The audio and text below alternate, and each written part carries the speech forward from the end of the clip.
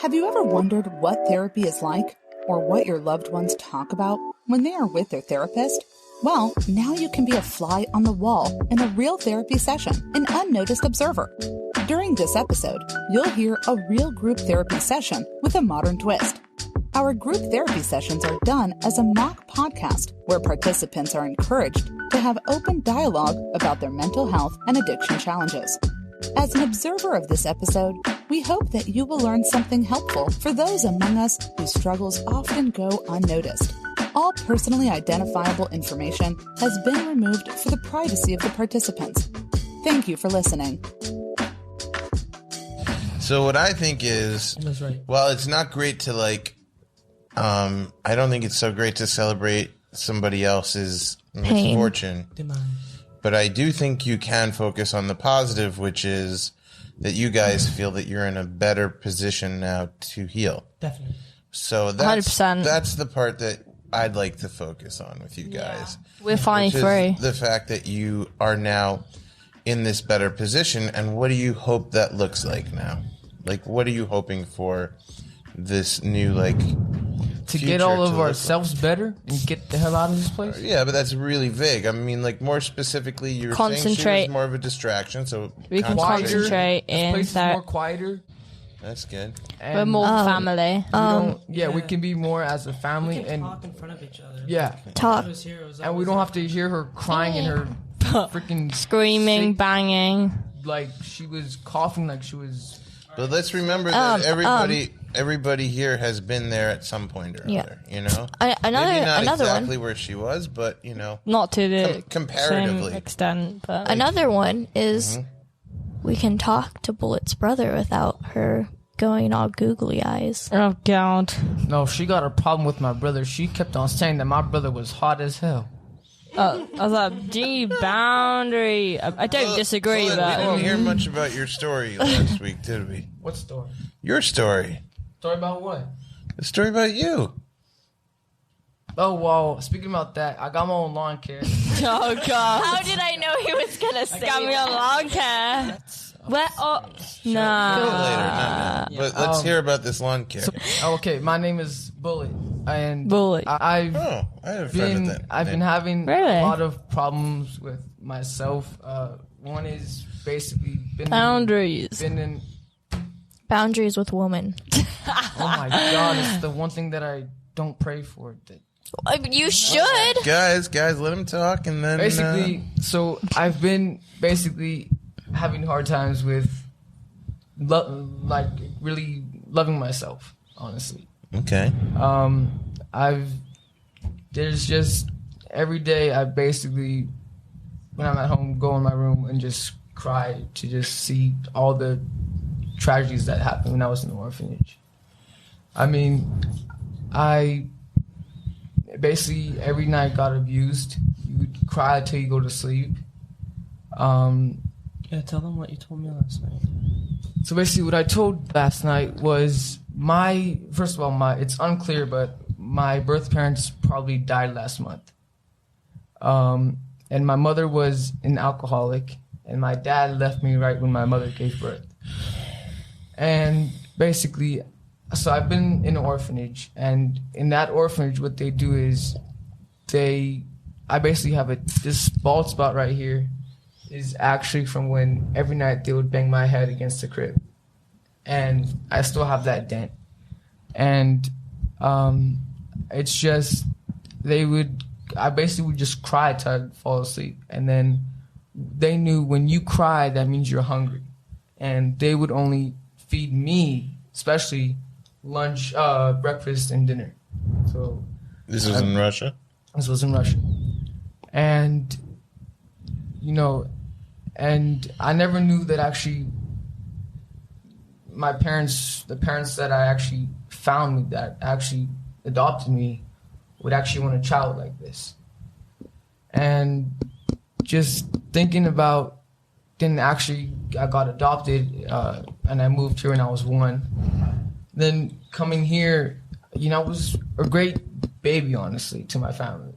As I grew up and times went on, I just broke myself into a wrong person. I mean, I've had this extremely, like, disgusting morning behavior that would basically would just treat my parents like shit, treat my sister like shit. I mean, it's been very hard for me, honestly, because my dad, when I got here to this place, he basically said, get out of the car. And I said, no.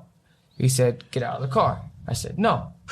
So then he just said, you have to get out of the car. So I went out of the car and I came here, and honestly, it's been about a week.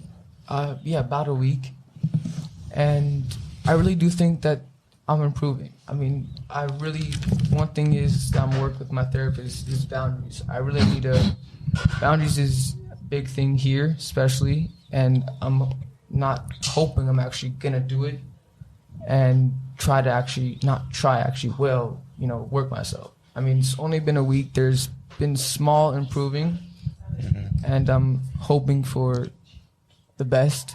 But I mean, I told my mom this, that every time I would tell them that, every time I would say when I was here that I wanted to go home, it would just make me want to, do something to myself, because thinking back about me, if I would tell them that I would want to go home, and it just points me to the point where, I could have honestly been in jail for all the, my behavior and stuff that I did was extremely bad. So, I mean, since I'm here, I think my parents did, the best for me. I think they probably saved my life, honestly. Yeah. So I'm hoping really while I'm here to go into every therapy. Since the animal left this place, I think isn't that kind of a boundary right there? Maybe? Yeah. I mean, it's really the truth. It's true. Yeah. She was vicious. I think every one of us has less depression. I know, but listen, and I'm not saying this to rebuke you, because honestly, it's not my job, first of all, and it's not my personality to do that. But I just think referring to a person as an animal it's not going to affect her. She's not going to hear it, right? But it's going to affect you, It's going to affect the way you think about other people, and the way you think about other people always affects the way you think about yourself. Whether you believe it or not. Even people that annoy you, even people that are awful to you. No, I'm awful to everyone. We'll get to that, but I mean, just people who are awful to you, if you don't treat them with empathy, then you're not going to treat yourself with empathy. You guys follow what I'm saying? How about that? But I completely agree with you, and I think everyone gets carried away in their own emotions, and names get called and all this, but I always hate it when I talk bad about someone, and that's why I try not to do it. It's damaging to you. It's not going to damage them. But, I mean, when someone affects you so negatively, it's hard not to vent. Yeah. First of all, anytime somebody really gets to you, my theory is that there's some part of what they do that reminds you of something you don't like about yourself. So even if they're doing it at a level 10, maybe you're doing it at a level 0.5, but it's still that part of you, because that's what annoys you. Because if something is completely foreign to you, you tend to be more sympathetic to it anyway, because you're like, that is so not me, that I would never act like that. It's not part of my world. That's alien, When you see something that's so alien, you're just forgiving of it, because you're just I don't know what the heck's going on over there. But if it's something that reminds you of a little part of yourself, it's so painful, because it goes back to what you started with about loving yourself. And I guess we should probably talk about that a little bit today, because is that something that's relatable to everybody? I see a lot of heads shaking yes, but and I've talked about it in past groups, but one thing that doesn't help you guys because you weren't there for it, but one thing that I realized somewhere along the way of my own therapy was like, everybody tells you to love yourself, but there's no instructions. You know? It's like telling somebody who's overweight, as an overweight person, lose weight. Okay, great. You think I didn't think of that? You know, like, or telling an addict, stop being an addict. Okay. It's not as easy as that. Yeah, right?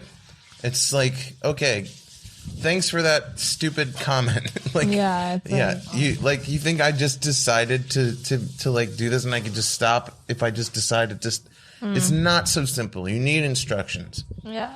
So the instructions that I figured out, and I don't know if it's the same for everybody, but in terms of how to love yourself, looking at it like that is very vague. Like, how do you just love yourself? If you tell, all right, let me slow it down for a second, because if you tell yourself, I already know the answer, but I want to hear you guys. If you tell yourself, I'm going to love myself today, what might be some thoughts that you have that would get in the way of that? And they don't have to be so personal. They could be general or they could be personal. It's up to you. But let me hear you guys respond to that. I say all of a sudden, love yourself. What is the problem with that? The bad things you think about yourself, like that, it's like a part of a wall. Mm-hmm. Like they stop you from completely loving yourself. Okay.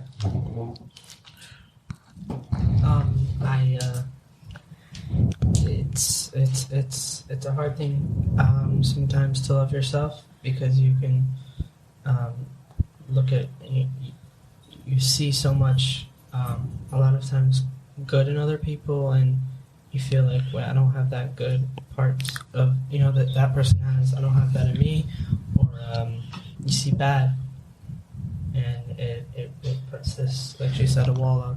Okay. It's a wall up. It makes it hard. What happened to the other two that walked away? Come back. We're in the middle of a group here. Come back. The dog wants you. Seriously, come back. You got to come work through it anyway. We'll work on that, but come back over. Then just listen, but come back. Seriously, come back to the group. Seriously, please. Please come back. It's okay. Everybody will support you, I promise you. I know that feeling, but sometimes that's when you get like the best stuff to happen. I'm being straight up with you. Like, sometimes when you don't want to cry and you cry anyway, that's like you're working through things despite yourself. And that's when like you wind up being able to move past something you weren't able to move past before. It's worth it. In the moment it's difficult, but ultimately it's worth it. So please come back. Try again. So we're going to go back to this. We have two different things which are both really good. One is this wall that you put up because of things that upset you about yourself. And the other one was comparative, like looking at other people and seeing qualities in them that you don't feel you have. And do you want to add any? I mean, I think I really need to start actually to tell myself, how much positive I am on one side, and just to be positive. Yeah, but what stops you from it? Putting myself down almost every day, talking negative stuff about me. So all you guys said things that are 100% true. And you also nailed it about the positivity. But so this is the thing. I think that when you tell yourself to love yourself and you're in a place where you don't, then when you do it, you feel like you're lying to yourself. It feels ingenuine. You follow me? Yeah. So it's like you're like, okay, I'm going to love myself. But in the same way you can't make yourself fall in love with anybody who you're not in love with, you can't just make yourself fall in love with yourself if you don't have feelings for yourself, right? So it's like you're in a lie relationship. Yeah.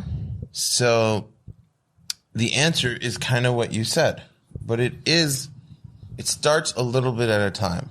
It's the same way you build feelings for anybody, is you start like realizing what you like about them.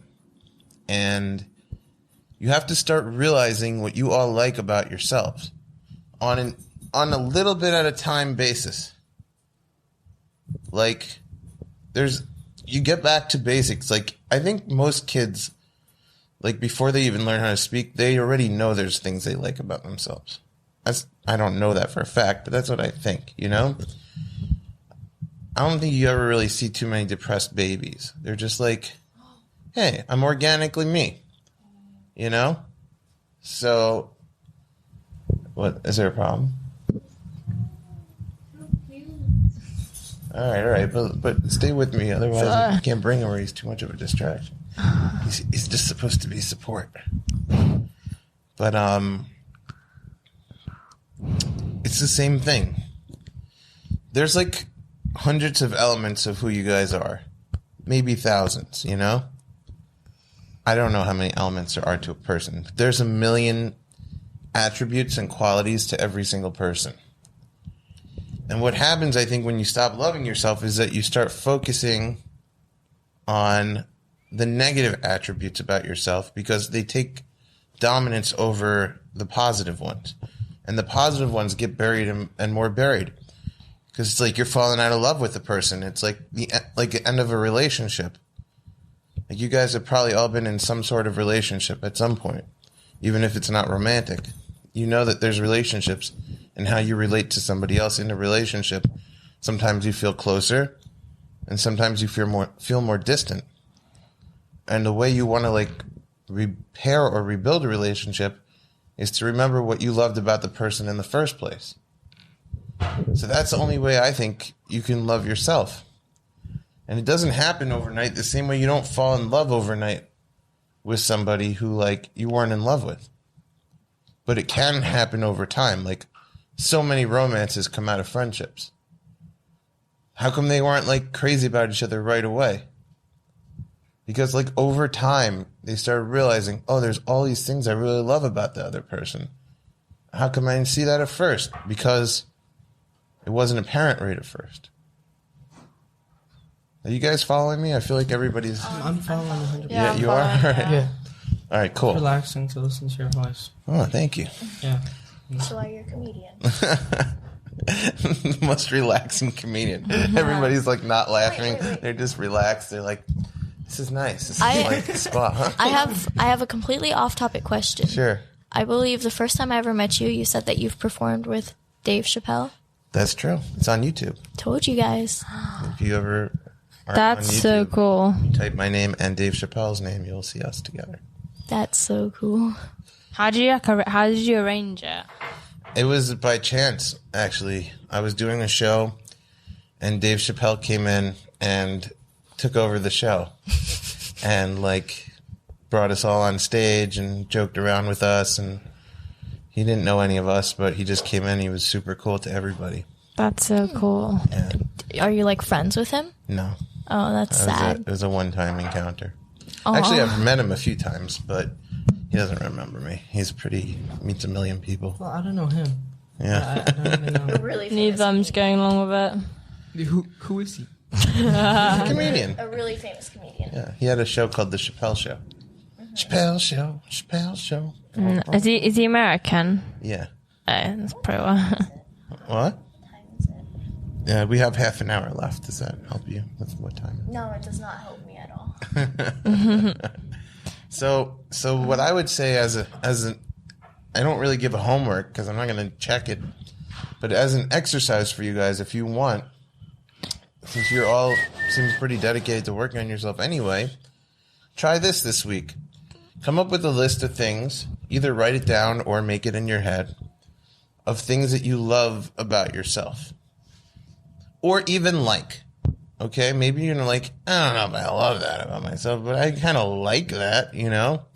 I kind of like when I do this. And then your brain might be like, yeah, but then you do this. Just be like, shut up, brain. Not that part. We're not doing that right now. We're just focusing on the stuff that I like. And like the negative stuff, what you were talking about, like when you start talking down to yourself, that's not even you. That's somebody else's voice that got stuck, recorded into your brain. You know, when you're like, you're such a moron and stuff like that, you start thinking that way. That's somebody else. And that person probably felt that way about themselves and projected it onto you. It has nothing to do with you. Like, at all. And I used to be so negative the way I talked to myself.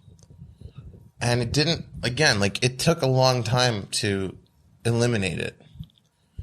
But once I did eliminate it, like, I was so much more sensitive to if somebody talked negatively to me. So then I'd be like, that's a boundary. Like, you make...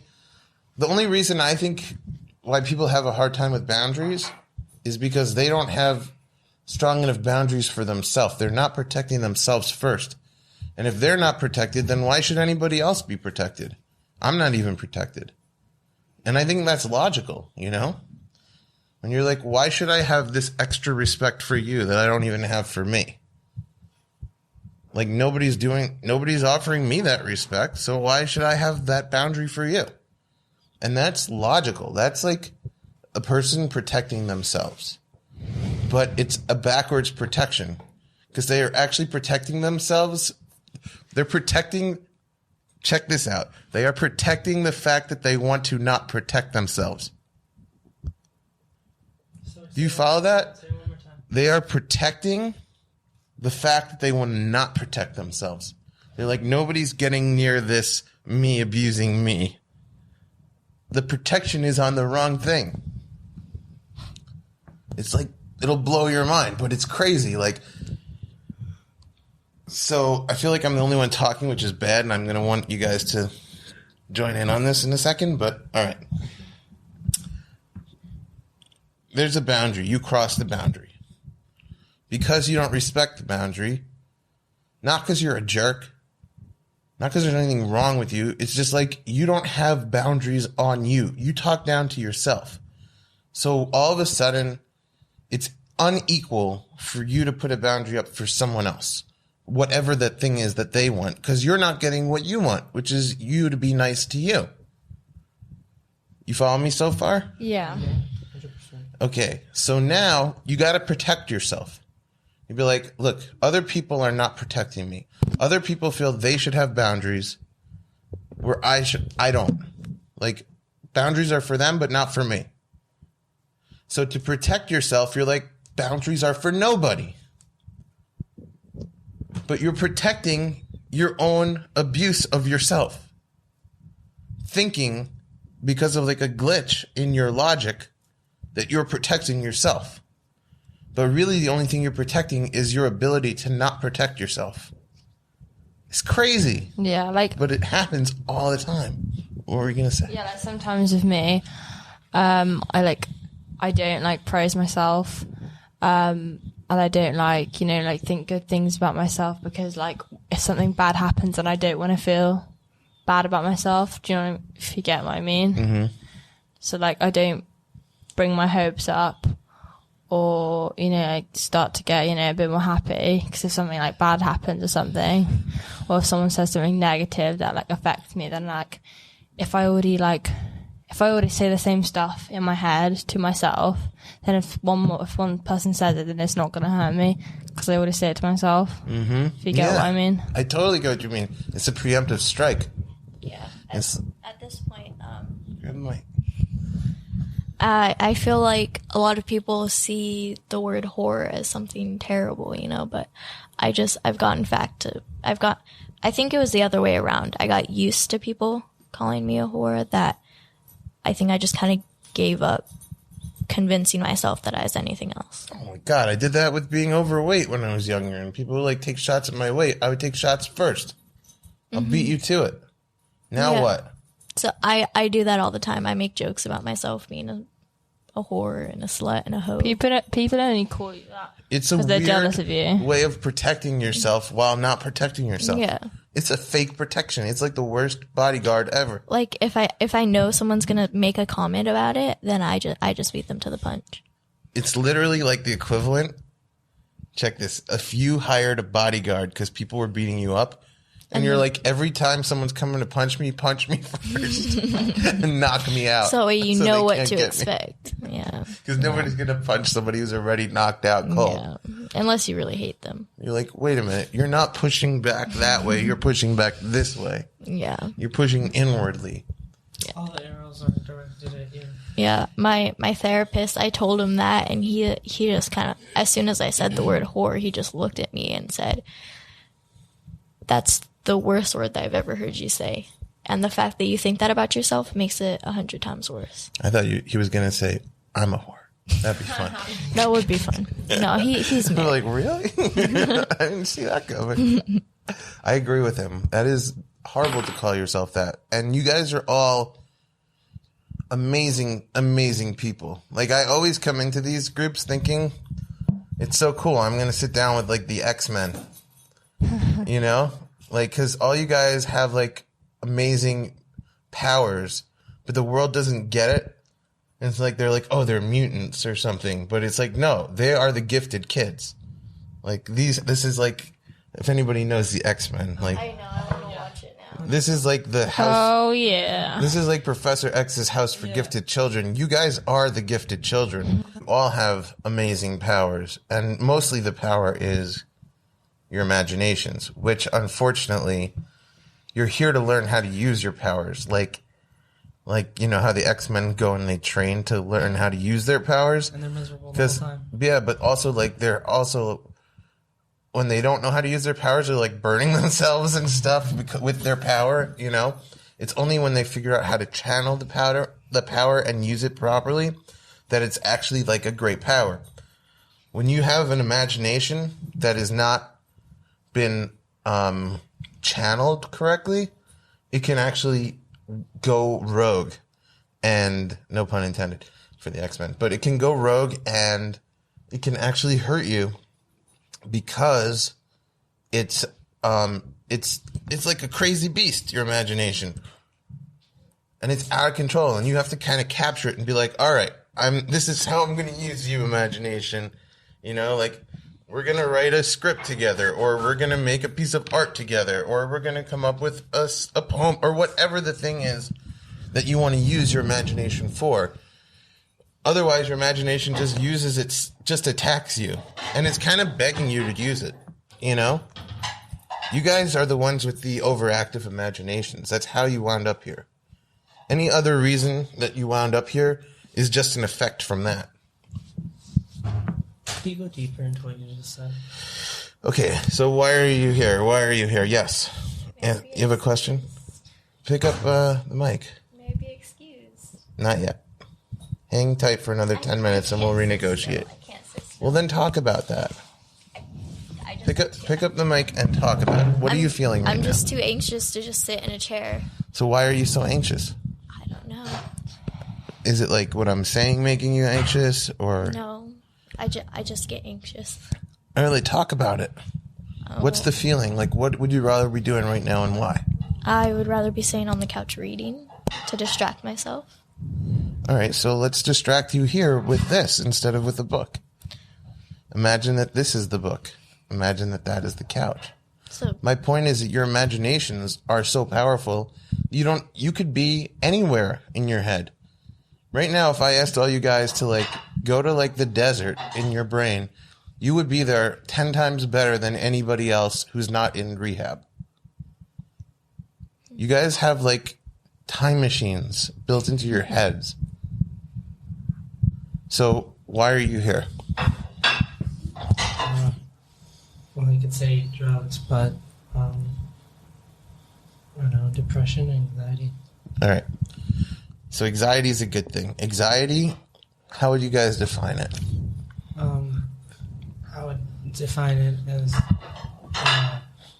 it's overpowering. It's like a dragon. Kind of like like your thoughts at the back of your mind. It kind of like to me, like when I have like anxiety, I don't know, it's hard to explain. It's like different for everyone. So let's take this example right here of you have anxiety and it's making you want to go and read a book. What is a book going to do? It's going to excite and engage your imagination, right? It's an escape. Yeah. What is drugs? It's an escape. An escape to where?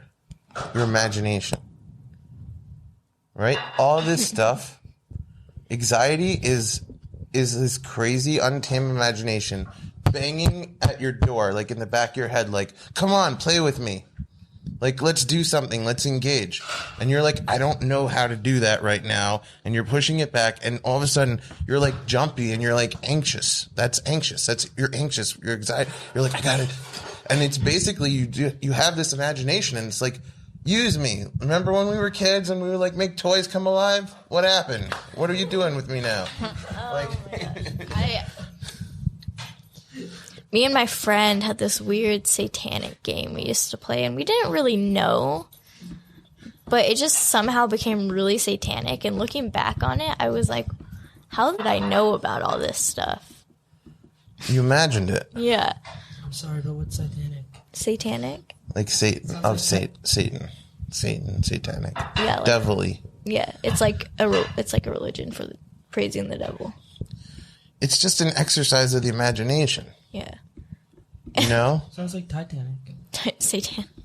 You guys have crazy dreams? Oh yeah. Oh my God. You guys realize your imaginations are literally working overtime. They're like, you're not using us enough during the day. As soon as you are out, I am making movies happen in your brain. It like takes you to another place. It's a great story. And you did nothing to make it happen. Your imagination went on autopilot and played this for you in your sleep. Okay. So may I be excused? We're almost done, so hang in there. How much longer? How much longer? But here's the 20 thing. minutes. You're focusing on this like it's not engaging and stimulating you, but it is. I don't know. It is, technically. I mean, you've been right here with it. Technically, so but... You're just, like, thinking that something is going to be a better... I'm just overthinking, and I really don't want to get depressed tonight. Yeah, but you don't have to get depressed tonight. Yeah, I don't know. It's not really something that... After last night, I think we all need a bit of a break. Yeah, I really think we need to throw a party. No. You might be able to process this differently than you usually do. I think so. I think instead of like taking it and internalizing it negatively, I think that's what we're talking about here today, is being able to focus on the positives. And if there was a theme to this conversation, I think it's that you guys need to start figuring out how to tap into those things that are positive inside of you and give them like the front, you know, give them the front position in your brain. Like, allow them to have, like, the spotlight for once. Get off. Yeah. And it's so cool because once you start getting to learn how to play your brain like an instrument, you guys are you're going to be the X-Men. You're going to have these amazing abilities that nobody else has. Nobody else, if people you know have not been to rehab, they've never had a chunk of time in their life to get introspective and understand what makes them tick, which gives you an advantage over everybody. I think it's fine. What do you mean? No, nothing. I don't know. Just hearing all this just makes me feel like I'm never gonna get better. You are. But that's also, yes. Please don't say that. Preach it, brother. You will, It's trust just how I me. feel, and just like moments like these, I just get so depressed that I just feel like I'm never gonna get better, and I'm like. But that's not true. I hope you. I just feel hopeless, and I feel like it's been 5 years of cutting and trying to kill myself and substance abuse, and it just gets worse and worse every single year. Another thing happens, whether it's abuse, sexual abuse, all this just gets worse and worse, and I feel like what's going to happen next year? You know, Well, why don't you try and own it for next year instead of letting it own you? Yeah. No, seriously, like, you can turn it around. You can change it. The same way it got incrementally worse, it can also get incrementally better. But like, it's like gravity, you know? Gravity pulls you down. But you want to fight gravity and go up, it takes a lot of work, you know? But seriously, like anything like you allow nature to take its course, it kind of pulls you down. You want to go up a hill? How much harder is that than going down a hill? Because naturally, what's easy is to go down. When you have resistance, when you build resistance strength, that's how you go up. It's so much harder to go up. But you're doing it. You don't even realize you're doing it, and you are doing it. The fact that you're sitting here on a Monday night at this table with me means you are doing it. This is the work. This is the resistance. Like, you fought it. You came over here from the couch. I didn't force you. I asked you, like, really nicely a bunch of times. But you did it. I'm easily persuaded. That was not easy. You got up off the couch. And by the way, in 2 minutes, you'll have done the whole session. Well, so hang tight. Cut it short. No, resistance strength. Climb the hill a little more. Well, you did really well anyway. You did a lot. Thank you for coming back over here. I think you did amazing. And I'm serious. Don't let the depression win, because you are going to beat it. You are getting better. The dog wants you. And like all the stuff that you have been through, you went through it for a reason. And it will make you stronger. Everything that's ever made you weaker is the exact same thing that can make you stronger when you flip it around. Are you or someone you know looking for treatment options in Los Angeles? The Los Angeles Outpatient Center is an adult clinic specializing in mental health and eating disorders. Located in Culver City, California, LAOP offers day and evening programs to accommodate individuals' busy lives and treatment needs. Each treatment plan is individualized and includes both group and individual therapy sessions and daily free nourishing meals.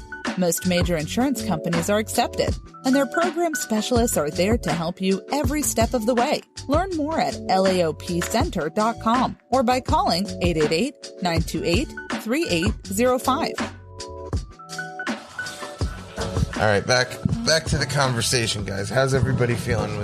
We talked about a lot tonight. Great. I feel much better. Honestly, much better. I love what you. I don't know, when you say when you're saying what you're saying. It's like I know it, but by you saying it's like it Reject that. It sparks the flame. It's sort of like a candle that went out, and you're lighting the lighter. You know. Thank you. Well, that's good. And eventually, you guys will start re-sparking yourself. You know, and then it'll just light. You know. It will. Yeah. Because it is in there, in all of you, and you know it. You just said you know it, but it's truly in there, and it's like I said, it's just about stripping away the rust. Yeah, you could call it that. It's just stuff that you put up to protect yourself that wound up being really bad bodyguards. You got bodyguards that punched you out instead of punching the other person. And now it's like, all right. That's a good analogy. Yeah. I know. But it's true. I mean, like, you hired the worst bodyguards, and now, like, you can fire them. You're cracking up. I can relate. No, it's the same thing. Like, honest. Yeah. Honestly, since what. It's working. It's working. Yeah. You want me to make it louder? Honestly, what I could relate to is like the bodyguards. Honestly, is same thing. Like, not to just know you guys, but with my business, it's hard business. because I'm carrying like a bike trailer that holds to 250 pounds, and I'm doing like 5 miles a day, I got stopped by policemen like 2 times riding in the street with my bike to going to actually a house to do. Mm-hmm. And it was actually really scary. And that time, like, I was thinking about legit, like, hurting myself almost.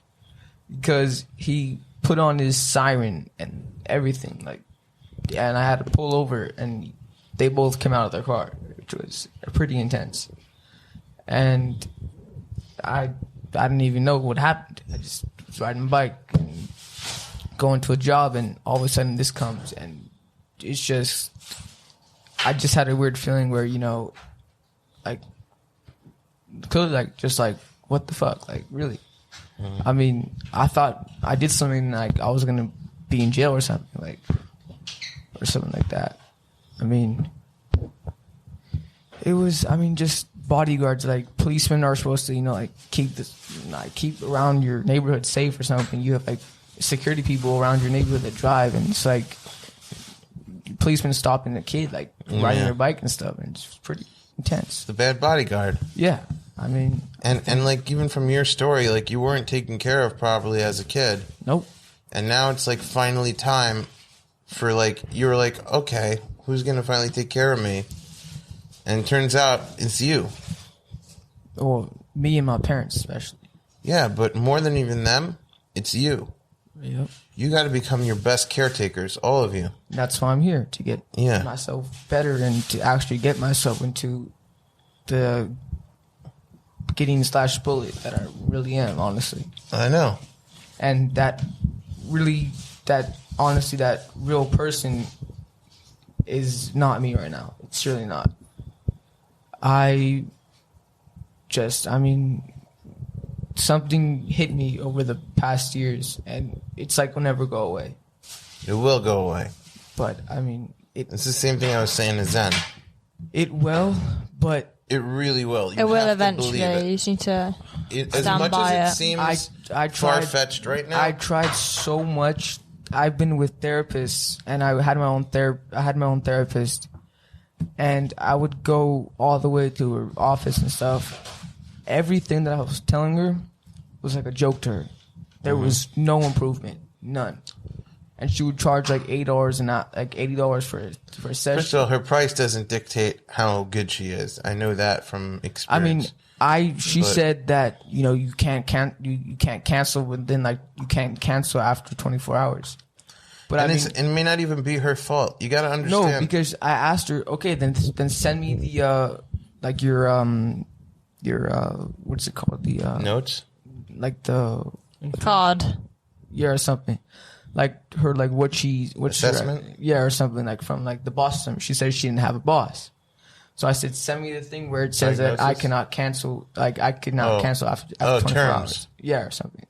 And she said, I'm not going to argue with you. I'm not going to give it to you. So she doesn't have one. She's just saying stuff. So basically, she was bullshitting with you, and you resented that. I mean, I think that I could have changed already, but you got caught up on minutia. Yeah, you got caught up on inconsequential stuff rather than working on yourself. You basically gave a lot of power to nonsense. Mean, honestly, that I think there's, I want to say that there's hope, and I think there is hope, but it's not hitting me right now. Guys, of course there's hope. There's definitely hope. I'm living proof that there is You hope. might not think it now, but trust me, there's hope. There's always hope. I've been here for a week. There's been little improvements, but why can't I just come I now? can see you've improved. Be now. Because it doesn't happen in a week. You don't build a muscle in a week. You can't lose 100 pounds in a week. You can't gain 100 pounds in a week. Any kind of major change, either you can always, I equate it to the physical change, because physical you can see, but mental or spiritual you can't see. But it's the same exact thing. You can't change yourself physically, dramatically in a week or even in a month, and you can't change yourself mentally or spiritually dramatically in a week or a month. It takes lots of work over time, gradually. If you want to be ripped, you can't be like, I worked out for a week. How come I'm not ripped? Totally. I mean, honestly, one thing is, just like I bet you all of us, we really don't want to be here. We really just don't. I mean, but it's really for our goods. Like I have a feeling like when I had a family therapy yesterday with my whole family that came here, my dad made a good point. He actually said, when you send your child here, he actually wanted to know what part of this is going to help me what part is the medication doing that's taking the effect that's going to help, and basically, and what are the therapists going to do? So he wanted to know what is this place going to help me with, and what is the medication doing? And I mean, clearly, I told my dad, and I was in tears. I'm really trying my hardest here. I'm going to every therapy, and it's really been hard. I have a feeling when, like when I get out of here, it's just going to come back. And I don't want that. I really don't want that. So, I mean, it's like... You need to develop a good maintenance plan. Yeah. And I can't say it's over, because if I say it's over, then it's just going to be like shit. Yeah. It's all about lifestyle changes, People go on a diet, they lose a lot of weight, and then they go off the diet and it goes right back. That's the thing that the only difference is you have to have a maintenance plan. You have to have some way of maintaining it. It's a lifestyle change. A diet is a fad. Fads don't work. Doing a bunch of therapy real quick is a fad. It's not going to work. All you can do is you take the skills. You look at it like, instead of a diet, a nutritionist. Somebody who's going to teach you exactly the right way to eat, instead of, you going back to like not knowing how to eat after you totally change your diet for like a few days or a week or a month. You have to know how to change your perspectives. This is like a nutritionist of perspective for you guys.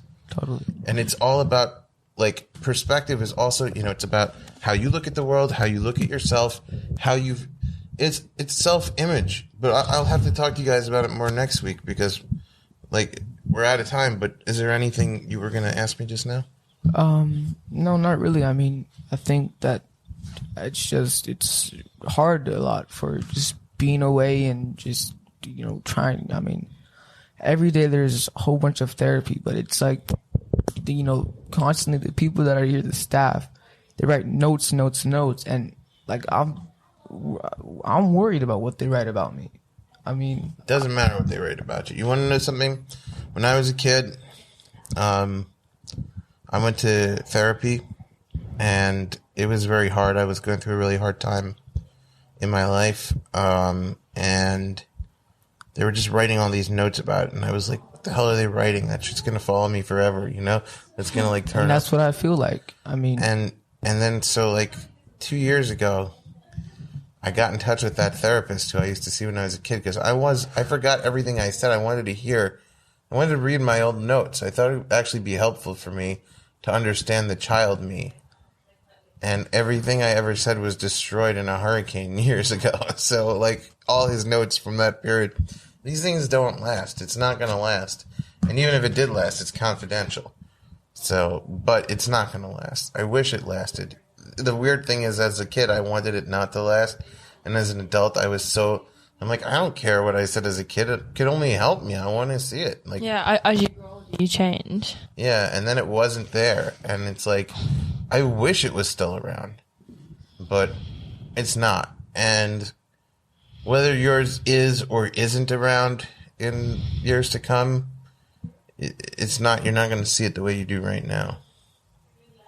Same way you wouldn't care what notes were taken on you when you were 3. You won't care what notes are taken on you now. Yeah. All right, guys, go get them this week. I'm not here next week because I'm going to be in New York. I'm sorry. I will miss you all terribly. She too. I know. I'll miss you guys. Yeah. But start focusing on what you love about yourselves. And tell Zen too. Make a list. If you write it out, it's good because you can have it in your pocket and refer to it. If you like these things about yourself, or you love them, or if it's something where you see a spark, you're like, I think I could grow to love this about myself, put it down on a list. Anytime you start thinking negatively and you catch yourself, refer to your list and change directions in your brain. Be like, oh, I'm thinking this way now. Totally bulldoze over your thoughts. Yeah. It's amazing once you figure out how to do it. You'll be laughing with, like, mad with power. I control my brain more than I used to. But it's amazing. Like, once you realize that your brain doesn't have to control you, that you actually can tackle this thing, holy crap, guys, you're going to love it. And I'm excited for you to figure it out. Thank you so much. Thank you so much. Thank man. you, guys. Thank you for opening up here. All right, yeah. All right. Good night. Night. Thank you for listening to Unnoticed Observer, your window into group therapy. Each episode covers a new theme to open the conversation about mental health and offer insight and guidance. New episodes are released every Tuesday at 9 a.m. Pacific Time. Join us on your favorite podcast listening app and make sure to subscribe and follow us on Facebook at Unnoticed Observer Podcast for more. And remember, if you or someone you love is struggling with any mood, behavioral, or personality-related matters, there is help.